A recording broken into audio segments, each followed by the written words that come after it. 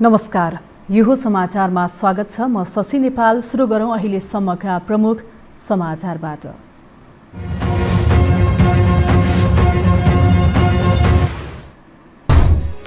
Budget कार्यान्वयन हुनेमा आशंका नगर्न अर्थमन्त्रीको आग्रह। खोप अभियान र निर्वाचन प्राथमिकतामा परेको दाबी। दीर्घकालीन असर पर्ने कुनै पनि काम कारबाही नगर्न विपक्षीको चेतावनी। संवैधानिक इजलासमा न्यायाधीश श्रेष्ठ र केसीको सहभागितालाई लिएर अधिवक्ताहरूको चर्को असन्तुष्टि। ठिक बेठिक छुट्याउने अधिकार अधिवक्तालाई नभएको प्रधान न्यायाधीशको भनाई। मन्त्री पद गुमाएको 2 साता बित्न लाग्दा समेत सरकारी निवासमा छाडेनन् पूर्व मन्त्रीहरूले। निषेधाज्ञा बन्यो बहाना। पुनः मन्त्री बन्ने आशाले क्वार्टर नछोडेको आरोप। नेपालमा कोरोना संक्रमण र मृत्युदरमा आयो कमी। थप 109 जनाको मृत्यु। 4369 जनामा संक्रमण पुष्टि। समयमै खोपको व्यवस्थापन नहुँदा तेस्रो लहरले गाँच्ने चिन्ता। र सरकारले ल्याएको बजेटलाई लिएर निजी क्षेत्र उत्साहित। बजेट पूर्ण रूपमा कार्यान्वयन हुनेमा भने आशंका। विशेष योजना बनाएर कार्यान्वयन गर्न सरकारलाई सुझाव।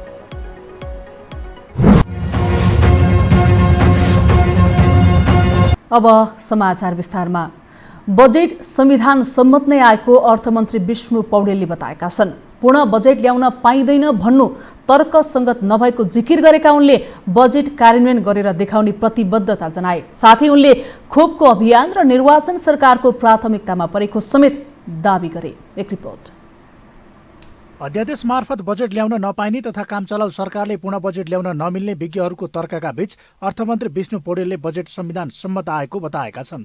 आज सिंहदरबारमा पत्रकार सम्मेलन गर्दै उनले पूर्ण बजेट ल्याउन पाइँदैन भन्नु तर्कसङ्गत नभएको जिकिर गरे।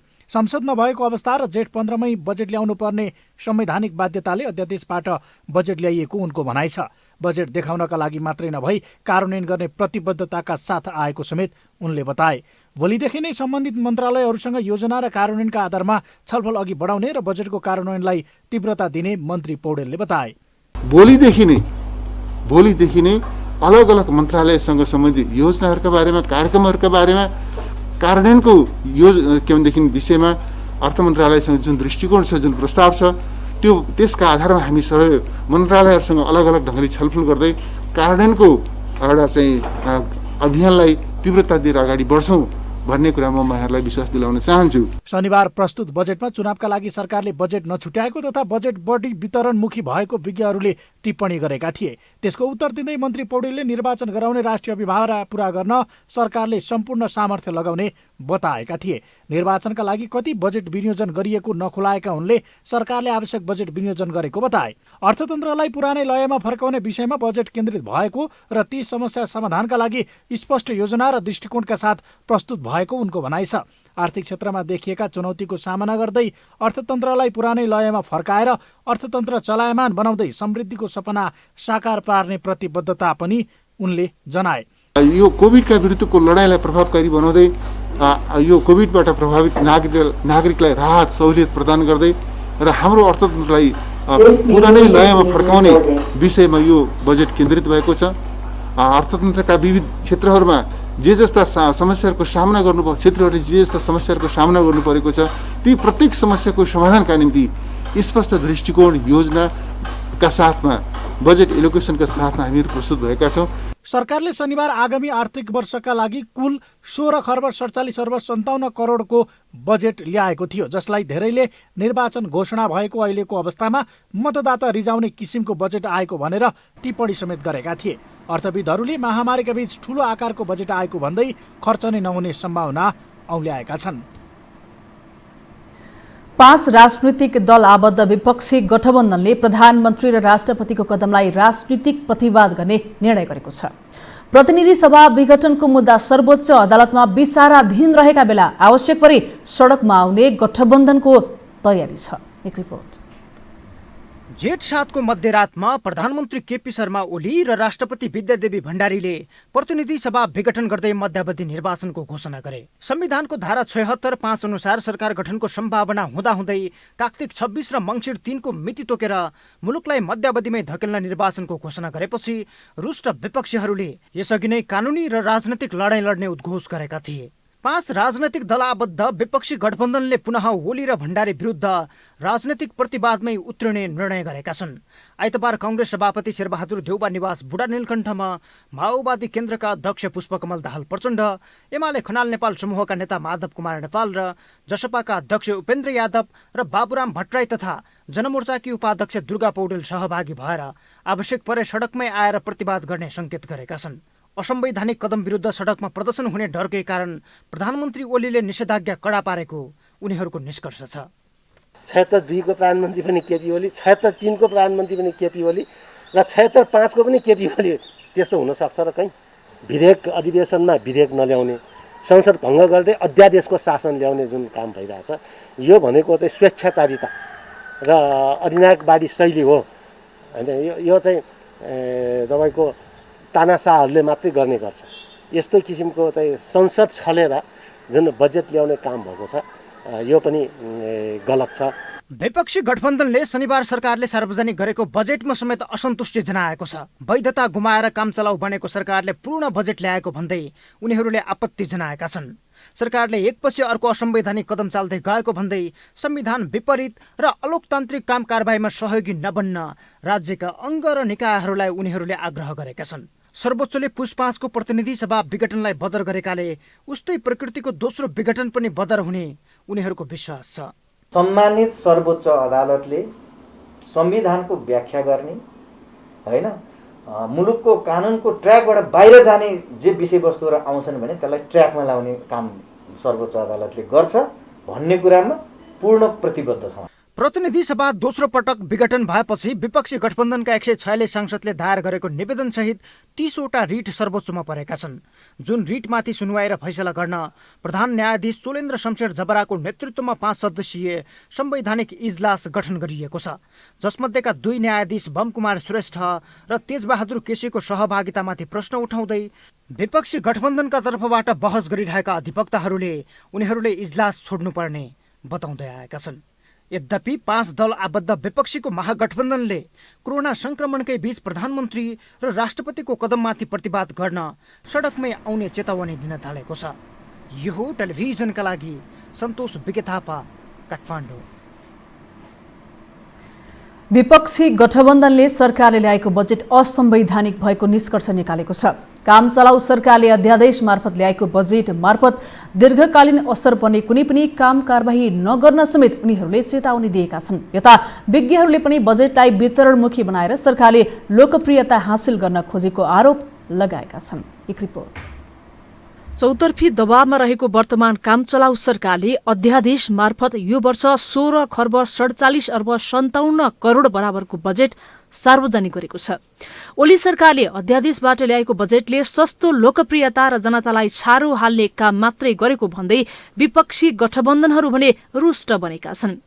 विपक्षी 5 गठबन्धनले काम चलाउ सरकारले अध्यादेशबाट ल्याएको बजेट असंवैधानिक भएको भन्दै सस्तो लोकप्रियता वितरणमुखी बजेट ल्याएको प्रतिक्रिया दिएका छन्।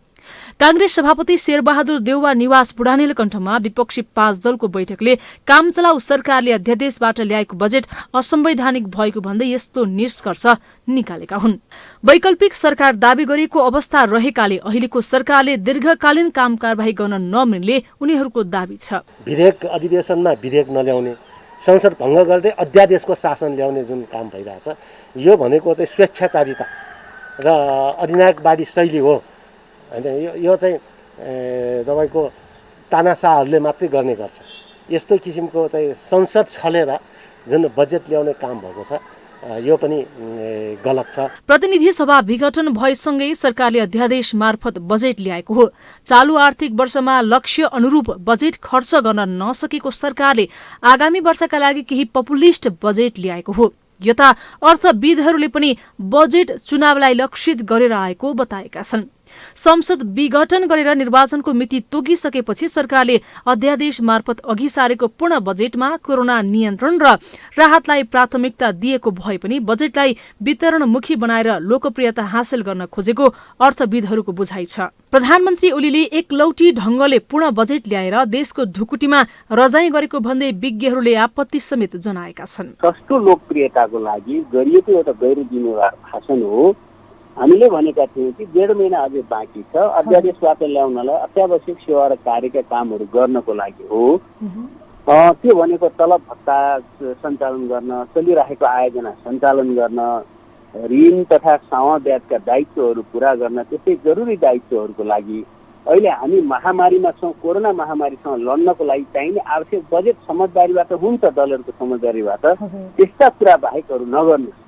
तपाईहरू आफै निर्वाचन घोषणा गर्नुभएको छ, बरु निर्वाचन पैसा राख्न सक्नुहुन्छ। हाम्रो सहमति छैन, चुनाव गर्दै पनि हुनुहुन्न। यस वर्षको बजेटले स्वास्थ्य क्षेत्रलाई मुख्य प्राथमिकतामा राखेको छ भने शिक्षा, रोजगारी, कृषि र कोभिड-19ले पारेको असरलाई न्यूनीकरण गर्न प्राथमिकता दिएको छ। बजेट लोकप्रिय भए पनि कार्यान्वयन हुने पाटोमा भने आम जनमानसले आशंका गरिरहेका छन् भने विपक्षी दलहरू सस्तो लोकप्रियताका लागि बजेट आएको भन्दै रुष्ट छन्।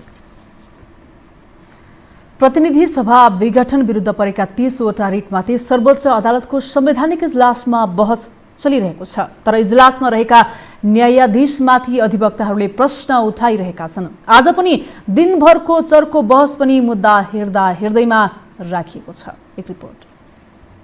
संसद विघटन विरुद्ध सर्वोच्च अदालतमा परेको रिटमाथि आइतबार गरमागरम बहस चल्यो। प्रधान न्यायाधीश सोलेन्द्र शमशेर जबरा नेतृत्वको संवैधानिक इजलासमा सुनवाई चल्दै गर्दा इजलासमा रहेका न्यायाधीश बमकुमार श्रेष्ठ र तेजबहादुर केसीलाई लिएर चर्को बहस भयो।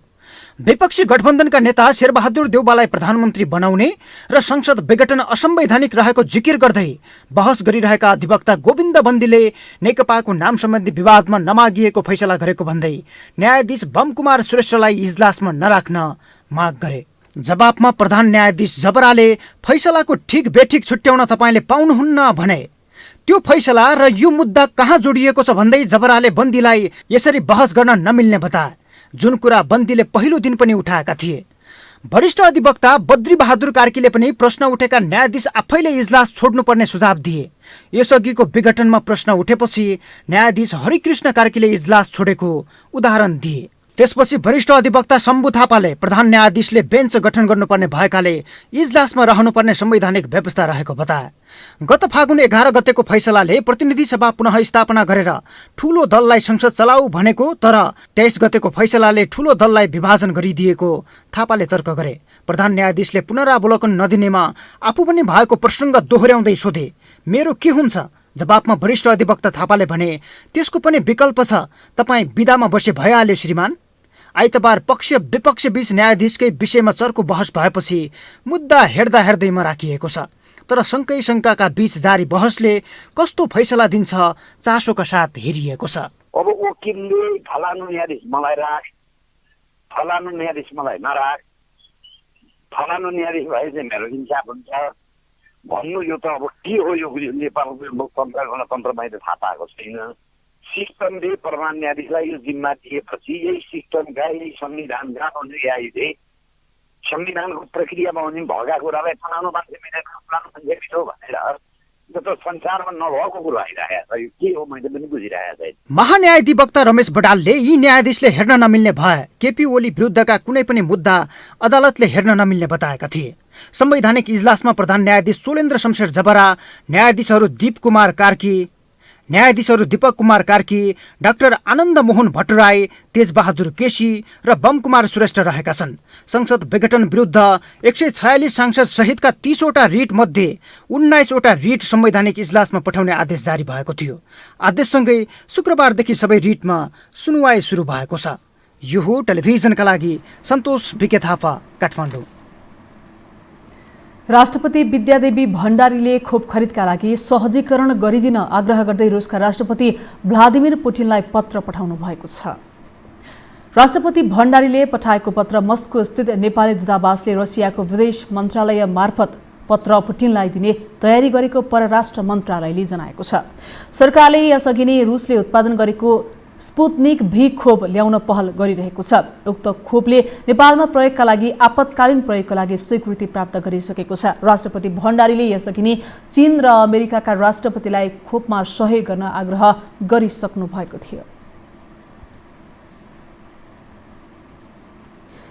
प्रधानमन्त्री केपी शर्मा ओली नेतृत्वको सरकारका मन्त्री रहिआएका 7 गैर सांसदको सर्वोच्चले पद खोसिदियो। संसद सदस्य नरहेको व्यक्तिले दोस्रो पटक मन्त्रीमा नियुक्ति लिएपछि सर्वोच्चले मन्त्रीको हैसियतमा कामकाज गर्न रोक लगाएको हो। तर मन्त्री पद गुमाएको 2 साता बित्न लागिसक्दा समेत सरकारी सेवा सुविधा सहितको पुल्चोक स्थित मन्त्री निवास छाडेका छैनन्। एक रिपोर्ट। मन्त्री पद गुमे पनि सरकारी निवासलाई नै आफ्नो स्थायी घर झैं मानेर 7 पूर्व मन्त्रीहरू अहिले पनि पुल्चोकमै छन्। सरकारी सेवा सुविधा, विलासिता र मन्त्रालयकै चिल्ला गाडीमा सयर गरिरहेका उनीहरूले राज्यको सुविधाको दुरुपयोग गरिरहेको देखिन्छ।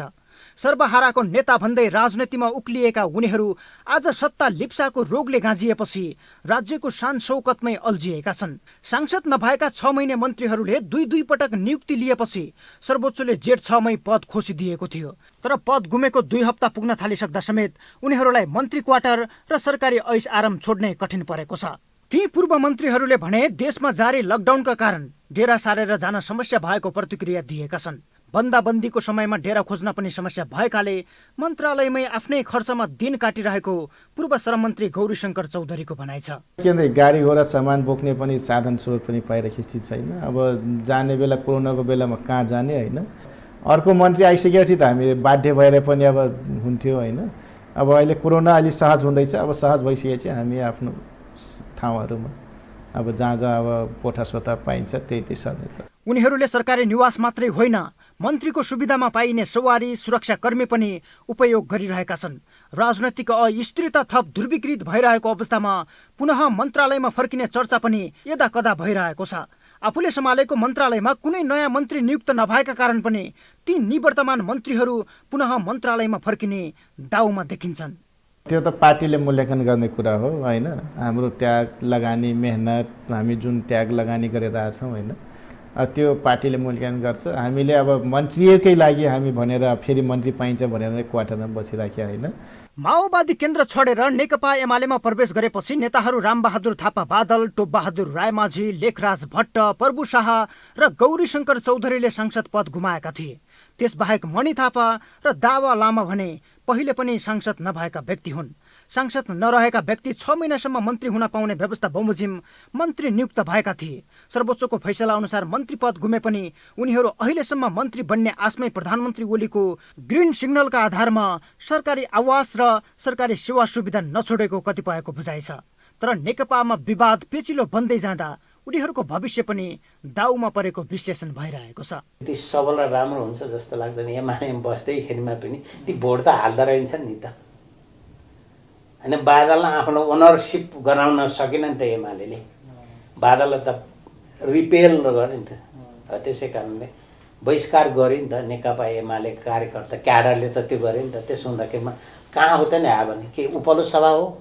उपल्लो सभाकै थियो। तर समानुपातिक खोज्नु पर्ला सायद होइन। के समानुपातिकले यो देशलाई बर्बाद गरेको होइन? संविधानमा संशोधन गर्नुपर्छ भने कुनै दलले यस किसिमको सोच ल्याएको छ? त्यसो हुँदा अब सायद सङ्कटतर्फ हुनुभएका नेताहरू समानुपातिकको लिस्टमा देख्न पाउनुहुन्छ भविष्य हेर्दै जानुहोस्। मन्त्रीहरूको पारिश्रमिक र सुविधा सम्बन्धी ऐन 2049 को दफा 4 अनुसार मन्त्री पदमा शपथ ग्रहण गरेको मितिले 7 दिनभित्रै सरकारी आवास सहितका सुविधाहरू पाउने र 7 दिनभित्रै छोड्ने व्यवस्था छ। तर पद गुमेको 2 साता पुग्न लाग्दा समेत सरकारी सम्पत्तिमै रायदाय गरिरहेका उनीहरूको नैतिकतामाथि समेत प्रश्न उठेको छ भने प्रधानमन्त्री ओलीले पुनः नियुक्तिका लागि तानाबाना बुन्दै त छैनन् भन्ने आशंका पनि उब्जिएको छ। यो हो टेलिभिजनका लागि क्यामेरामा सुरज श्रेष्ठका साथमा सन्तोष विके थापा, काठमाडौँ। हामीसँग समाचार बाँकी नै छन्, अहिलेलाई विश्राम।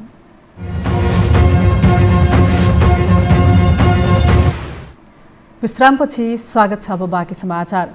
पछिल्लो 24 घण्टामा थप 4369 जनामा कोरोना भाइरस संक्रमण पुष्टि भएको छ।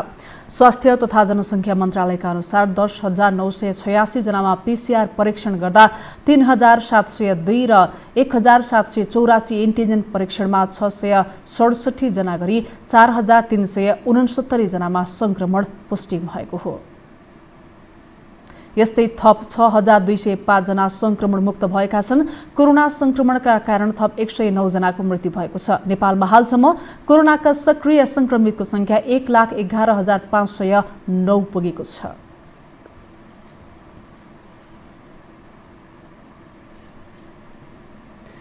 नेपाल जस्ता कोरोनाको दोस्रो लहरसँग जुधिरहेका देशलाई अर्को आपत आइपरेको छ। भियतनाममा नयाँ प्रकारको भेरिएन्ट देखिएपछि दोस्रो लहरबाटै पार नपाएका देशलाई तेस्रो लहरको समेत सामना गर्नुपर्ने देखिएको छ। तर विज्ञहरू भने यस्ता नयाँ भेरिएन्ट आइरहने हुनाले आत्तिने भन्दा पनि खोप कार्यक्रमलाई प्रभावकारी बनाउनु पर्नेमा जोड दिन्छन्। एक रिपोर्ट।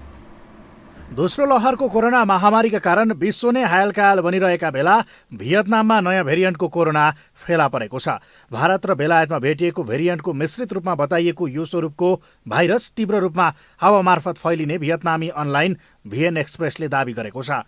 गत वर्ष कोरोना नियन्त्रणमा सफलता पाएको भियतनाममा नयाँ भेरिएन्टले भने तीव्र मात्रामा कोरोना संक्रमण बढाइरहेको छ।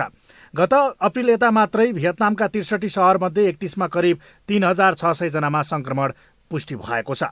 भियतनामको नयाँ प्रकारको भेरिएन्टले दोस्रो लहरबाटै पार नपाएका देशलाई तेस्रो लहरको समेत सामना गर्नुपर्ने देखिएको छ। तर विज्ञहरू भने यस्ता भेरिएन्टहरू देखा परिरहने हुनाले आत्तिन भन्दा त्यस विरुद्धको तयारी थाल्नुपर्ने बताउँछन्।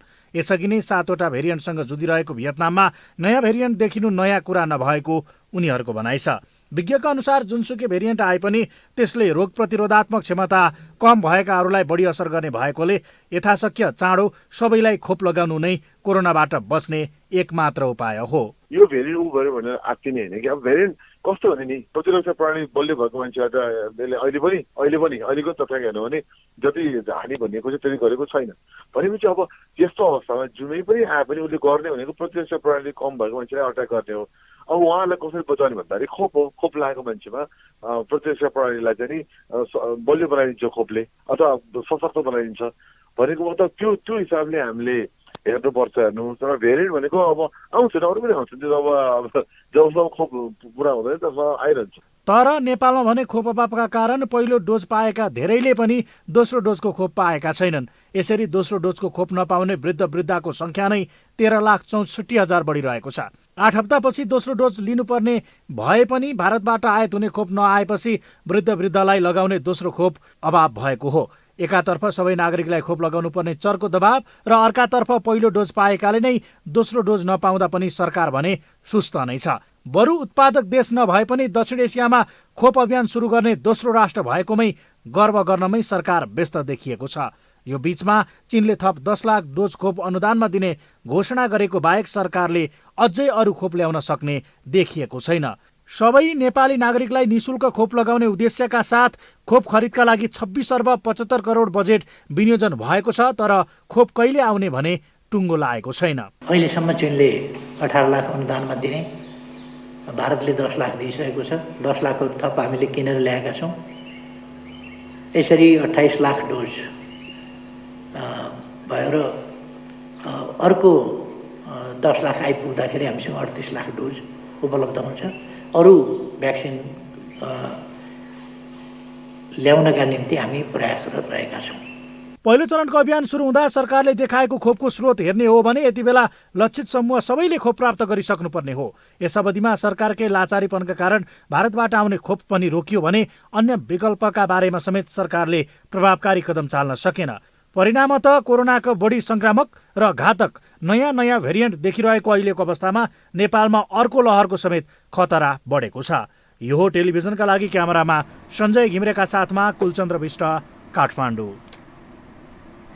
प्रधानमन्त्री केपी शर्मा ओलीले पार्टी भित्रैका नेताबाट देशका लागि अनिष्ट हुने काम भइरहेको बताउनु भएको छ।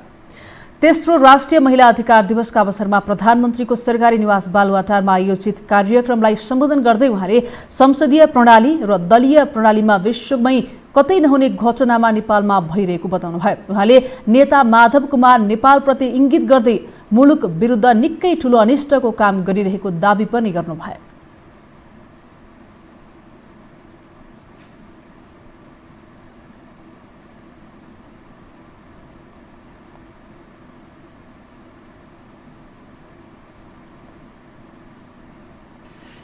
यो प्रवृत्ति किन आइराखेको छ? जब राजनीतिक दलहरू, राजनीतिक नेताहरू अनुशासनहीनता, अराजकता, फ्लोर क्रस, अनुशासन मान्न नपर्ने, पार्टी फोड्ने, पार्टीका विरुद्ध जाने, अर्कै उम्मेदवार उठाउने, दुनियाँमा कहीँ हिस्ट्रीमा अहिलेसम्म नभएको, आफ्नो सरकार विरुद्ध कहिले सरकार ढाल्नका लागि विश्वासको मत नहाल्ने, मतदान नगरेर बाहिर बस्ने, कहिले अर्को सरकार बनाउनका लागि त्यहाँ पुग्ने। विभिन्न चरणको आन्दोलन र राजनीतिक योगदानका कारण संवैधानिक र कानुनी हिसाबले राज्यका सबै अङ्गमा महिलाको 33% सुनिश्चितताको उपलब्धि प्राप्त भए पनि कतिपयलाई यही उपलब्धि चित्त नबुझेको उहाँले टिप्पणी गर्नुभयो। नेकपा एमाले स्थायी कमिटीको आजको बैठक बस्दै नबसी स्थगित भएको छ। आफ्ना सांसदलाई कारबाही गर्ने विषयमा छलफल गर्न बोलाइएको बैठक बस्दै नबसी स्थगित भएको हो। पार्टी सचिव शेरबहादुर तामाङका अनुसार बैठक भोलि बिहान 10 बजे बस्ने गरी डाकिएको छ। बैठकमा सरकारले अध्यादेशबाट ल्याएको बजेटको समीक्षा र देउबालाई प्रधानमन्त्री बनाउन हस्ताक्षर गर्ने 12 सांसदसँग मागिएको स्पष्टीकरणका सन्दर्भमा थप कारबाहीको प्रक्रिया अघि बढाउने तयारी भइरहेको बताइएको छ। अब पालो आर्थिक समाचारको।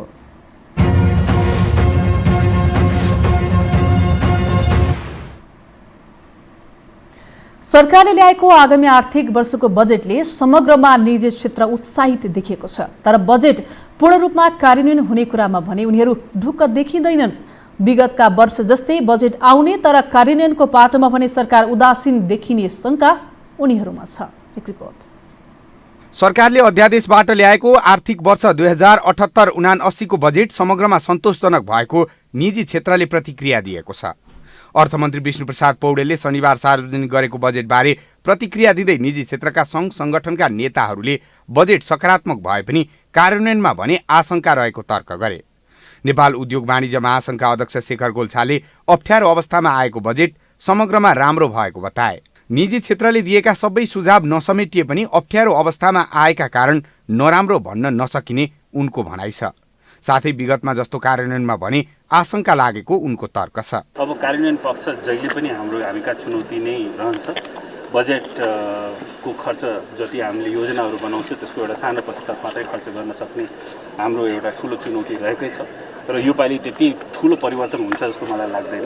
त्यो चुनौती सायद यथावतै रहनेछ, किनभने यसमा हामीले धेरै कुरा सुधार्न जरुरी छ। त्यसमा निजी क्षेत्रको क्यापासिटिजदेखि ब्युरोक्रेटिक क्यापासिटिजदेखि लिएर अन्य पनि धेरै कुरा सुधार्न जरुरी छ। त्यसैले गर्दाखेरि बजेट राम्रो भए तापनि त्यसको कार्यान्वयन पक्ष जहिले पनि चुनौतीपूर्ण रहन्छ र यो चुनौती अहिले पनि यथावतै रहेको छ। अब यो चुनावी सरकार अब या विशेष परिस्थितिको सरकार भए तापनि जुन अरू सरकारलाई जसरी चुनौतीहरू हुन्थे यो सरकारलाई पनि त्यही चुनौती हुन्छ जस्तो मलाई लाग्छ। निजी क्षेत्रको अर्को संगठन नेपाल उद्योग परिसंघले पनि कोभिडको समयमा चुनावी सरकारले पूर्ण बजेट ल्याउनु सुखद भएको तर कार्यान्वयन चुनौतीपूर्ण रहेको दावी गरेको छ। आर्थिक पुनरुत्थानका लागि बजेट ठिक रहेको उसको भनाइ छ। उद्योगी सामानहरूको एक्सेप्टेन्स कसरी बढाउने मलाई एकदमै खुसी लागेको छ कि सरकारले आफ्नो कार्यक्रमको घोषणामा मेक इन नेपाल अभियानलाई पनि आफ्नो कार्यक्रममा राखेको छ। मलाई लाग्छ कि यो एउटा नयाँ औद्योगिकरणको वातावरणको लागि एउटा शिलान्यास जस्तो छ। अहिलेसम्म हामीहरूको उद्योगको कन्ट्रिब्युसन इकोनोमीमा घटिराखेको थियो। अब यो मेक इन नेपाल क्याम्पेनले र यो सबै डेभलपमेन्टहरूले आफ्नो कार्यक्रममा राखेको हुनाले मलाई लाग्छ कि यसमा धेरै प्रगतिहरू पनि हुन्छ र यसले के छ कि औद्योगिकरण नेपालमा बढाउँछ र यसले के छ कि रोजगारको पनि सृजना गर्छ। यता नेपाल चेम्बर अफ कमर्सले भने कामचलाउ सरकारले पपुलिस्ट बजेट ल्याएको र कार्यान्वयन चुनौतीपूर्ण रहेको प्रतिक्रिया दिएको छ। निजी क्षेत्रले दिएको सुझाव अनुसार नै बजेट आए पनि सरकारको स्थिरतासँग बजेट जोडिने भएकाले कार्यान्वयन चुनौतीपूर्ण रहेको कमर्सका अध्यक्ष राजेन्द्र मल्लले बताए।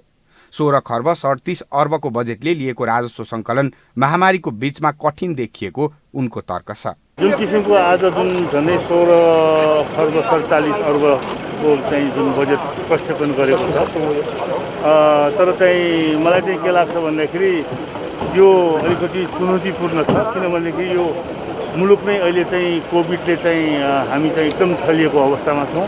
यो अवस्थामा जुन किसिमको सरकारले चाहिँ राखेको टार्गेट अनुसार चाहिँ राजस्व असुली हुन कठिन छ र चाहिँ यसलाई चाहिँ अलिकति मुस्किल पर्छ भन्ने मलाई लाग्छ। नेपाल राष्ट्रिय व्यवसायी महासङ्घका अध्यक्ष नरेश कटवालले पनि बजेट राम्रो भएको तर कार्यान्वयन पक्ष फितलो भएको तर्क गरे।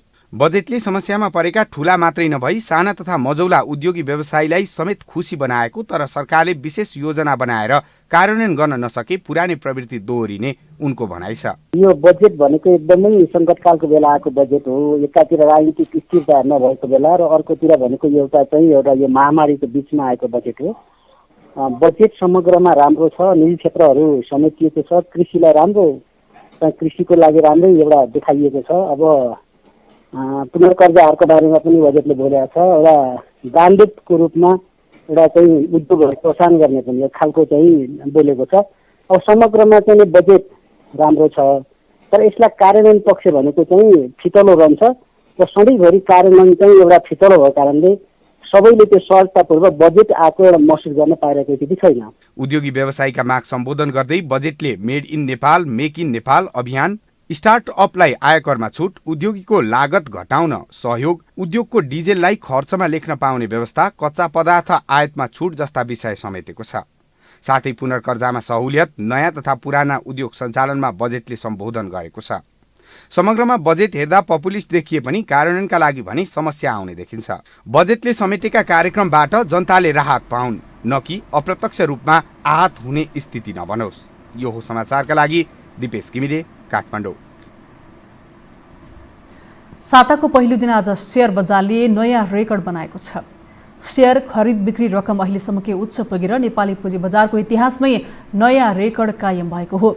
नेप्से परिसूचक 12.54 अङ्कले बढेको छ। कारोबारमा आएका ब्याङ्किङ तथा वित्तीय क्षेत्रका कम्पनीहरूको परिसूचक बढेपछि शेयर बजारमा वृद्धि भएको हो। पछिल्लो समय लगातार रेकर्ड बनाउँदै गइरहेको नेप्से परिसूचक बजेट सार्वजनिक हुनुभन्दा अघिल्लो दिन सामान्य घटेको थियो। आज नेप्से 1.13% बढेर 2847.30 बिन्दुमा पुगेको छ। आज 17 अर्ब 2 करोड 84 लाख रुपैयाँ बराबर शेयर कारोबार भएको छ।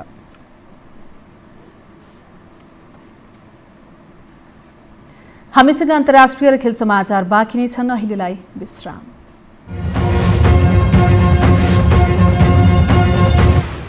विश्रामपछि पुनः स्वागत छ। अब पालो अन्तर्राष्ट्रिय समाचारको।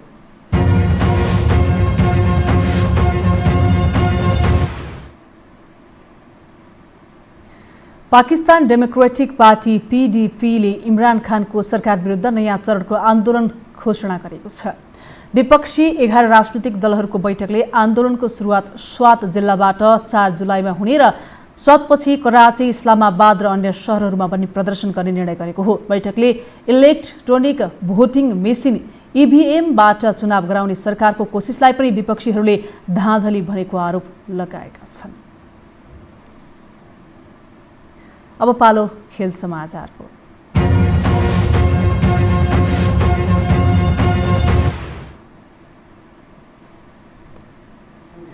अन्तर्राष्ट्रिय फुटबल खेलमा सुधारिएको खेल देखाउन प्रयासरत नेपालले बलियो प्रतिद्वन्दी इराकसँगको खेलमा यसको प्रमाणित गरेको छ।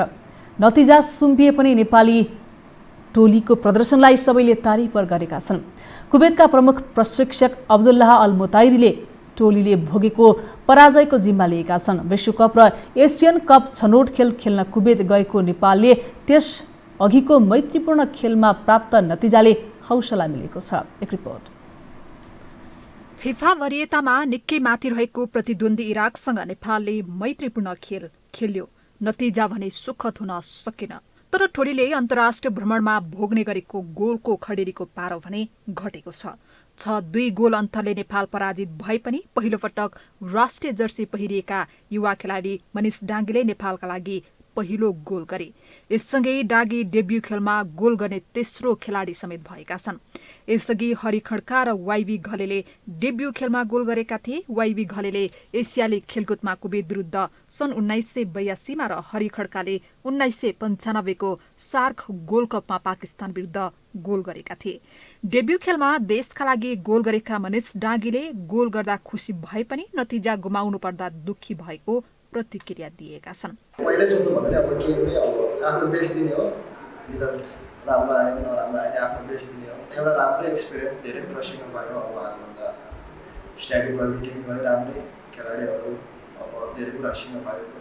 गोल हानिसकेपछि अलिक कन्फिडेन्स लेभल बढेको थियो अनि म चाहिँ अलि सकिन्छ कि बा भन्ने आएको थियो। अब ठिकै छ, अब रिजल्ट नराम्रो आए पनि सबैले राम्रै खेलेको, अब अरू गेमहरू मात्रै फोकस गरेर अझै कन्फिडेन्स बिल्ड गर्दै अगाडि बढ्नु। युवा खेलाडी सहित मैदान उत्रिएको नेपालले सुरुवातबाट नै घरेलु टोलीको अट्र्याकको सामना गर्नु परेको थियो। आधा मैदानमा जस्तो खेल भएको प्रतिस्पर्धामा नेपाली टोली रक्षा गर्नमा समय व्यतीत भएको थियो। मुख्य प्रशिक्षक अल मुताइरीको पहिलो परीक्षाका रूपमा हेरिएको खेलमा टोलीले प्राप्त गरेको नतिजाको जिम्मा उनै प्रशिक्षकले लिएका छन्। केही अवसर पाउँदा अगाडि बढाउने क्रममा नेपालले गोल अन्तर छुट्याएको थियो। सुरुवातमा नै पछि परेको नेपालले लगत्तै गोल फर्काएर 5 मिनटको अन्तरालमा अग्रता लिन सफल भएको थियो। तर सम्हालिन नसक्दा गोल खाँदै नतिजा सुम्पिन बाध्य बन्यो। फुटबलका जानकार भने इराक जस्तो देशलाई पहिलो हाफको केही मिनट अगाडिसम्म अग्रता दिएर दबावमा राख्नु नेपाली टोलीको उपलब्धि भएको बताउँछन्।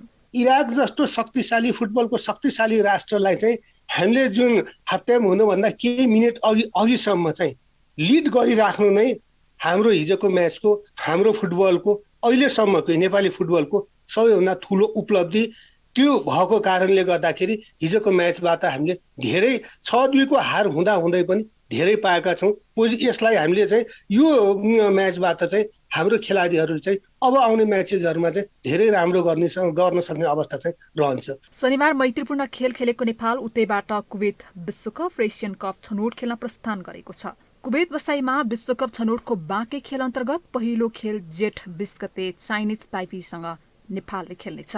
दोस्रो खेल जेठ 24 गते जोर्डन र जेठ 28 गते अस्ट्रेलियासँग प्रतिस्पर्धा गर्ने तालिका रहेको छ।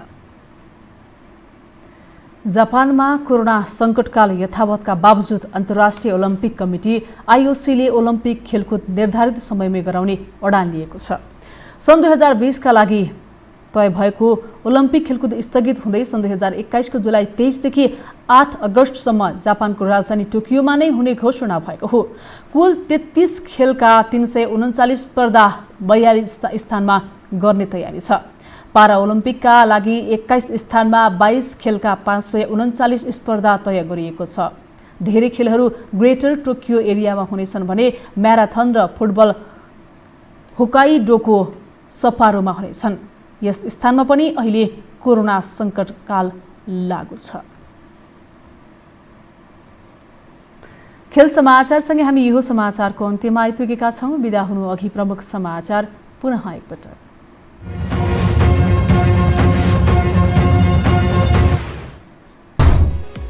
बजेट कार्यान्वयन हुनेमा आशंका नगर्न अर्थमन्त्रीको आग्रह। खोप अभियान र निर्वाचन प्राथमिकतामा परेको दाबी। दीर्घकालीन असर पर्ने कुनै पनि काम कारबाही नगर्न विपक्षीको चेतावनी। संवैधानिक इजलासमा न्यायाधीश श्रेष्ठ र केसीको सहभागितालाई लिएर अधिवक्ताहरूको चर्को असन्तुष्टि। ठिक बेठिक छुट्याउने अधिकार अधिवक्तालाई नभएको प्रधान न्यायाधीशको भनाइ। मन्त्री पद गुमाएको 2 साता बित्न लाग्दा समेत सरकारी निवासमा छाडिनन् पूर्व मन्त्रीहरूले। निषेधाज्ञा बन्यो बहाना। पुनः मन्त्री बन्ने आशाले क्वार्टर नछाडेको आरोप। नेपालमा कोरोना संक्रमण र मृत्युदरमा आयो कमी। थप 109 जनाको मृत्यु। 4369 जनामा संक्रमण पुष्टि। समयमै खोपको व्यवस्थापन नहुँदा तेस्रो लहरले गाँच्ने चिन्ता। र सरकारले ल्याएको बजेटलाई लिएर निजी क्षेत्र उत्साहित। बजेट पूर्ण रूपमा कार्यान्वयन हुनेमा भने आशंका। विशेष योजना बनाएर कार्यान्वयन गर्न सरकारलाई सुझाव।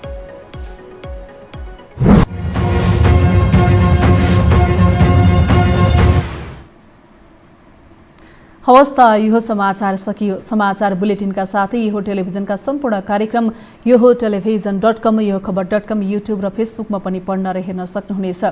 मोबाइलमा यो टिभी एप डाउनलोड गरी हामीलाई प्रत्यक्ष हेर्न सक्नुहुनेछ। तथ्यसहितको निष्पक्ष समाचारका लागि हेर्दै रहनुहोला यो टेलिभिजन। नमस्कार।